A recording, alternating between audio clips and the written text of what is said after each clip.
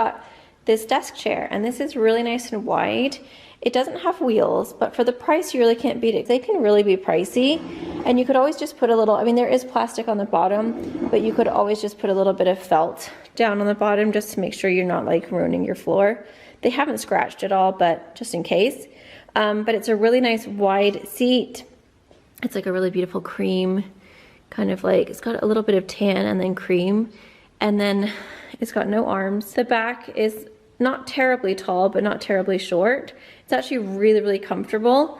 And it's nice because if you do have a desk that's a little bit shorter, because there's no arms, you can easily tuck it in and it goes all the way under. And it looks really nice. It's just a nice neutral one. And then I love that it has the... All right, so the chair is definitely worth the money. It's super big and comfortable, way bigger than a normal chair. You can definitely sit cross-legged on it. I can't speak for tall people. I'm only 5'4", but I can sit very comfortably on it cross-legged. Obviously, it does not have wheels. Sucks a little bit, but it's really not that bad. You can just kind of like swivel it to get in and out and sit down.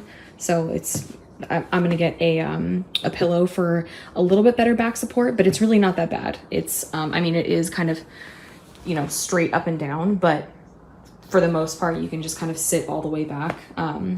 My legs aren't super long and I can sit all the way back comfortably. So back support's really not that bad on it. It's definitely worth it to have a teeny bit crappier back support and a bigger chair like this.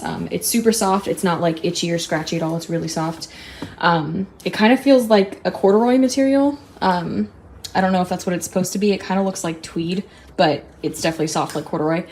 It was super easy to put together. It's like 3 parts. It's like the base and then the butt of the chair and the back of the chair, pretty much, that you just screw on with the little L wrench thing. Not sure what it's called.